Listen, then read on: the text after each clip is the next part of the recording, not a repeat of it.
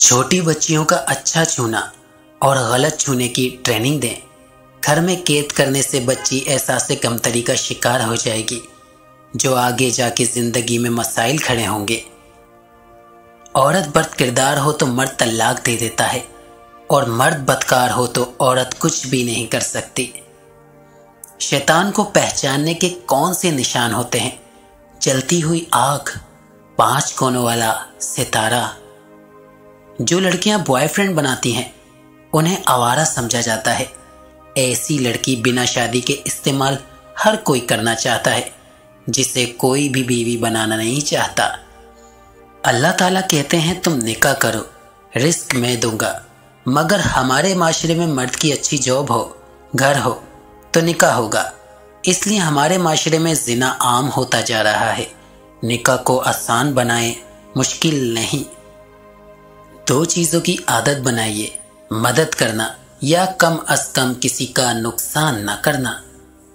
जिस बंदे ने किसी औरत से इस वास्ते से शादी की है कि वो बहुत ही खूबसूरत और हसीन है, याद रखो किसी ना किसी जगह वो जलील ख्वार जरूर होगा।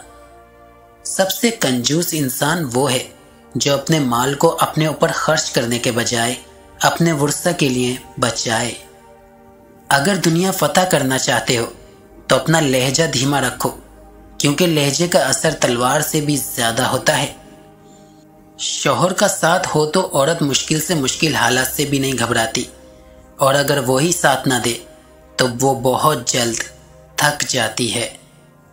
शरीफ को कभी बेवकूफ मत समझना, मक्कार को अक्लमंद मत समझना, कातिल को कभी बहादुर मत समझना, मालदार को बड़ा आदमी कभी मत समझना।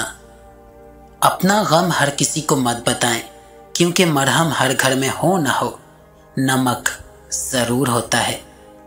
औरत जब मोहब्बत करती है तो सबसे पहले अपने जज्बात देती है। उसके आंसू, उसकी खुशी उसी इंसान से मंसूब होती है जिससे वो मोहब्बत करती है। अगर आंख की बेनाई खत्म हो जाए तो इंसान रात और दिन में फर्क नहीं कर सकता। उसी तरह अगर इंसान दिल का अंधा हो जाए तो वो हक और बातिल में फर्क नहीं कर सकता। आंसू वो खून है जिसे गम ने पानी बना दिया।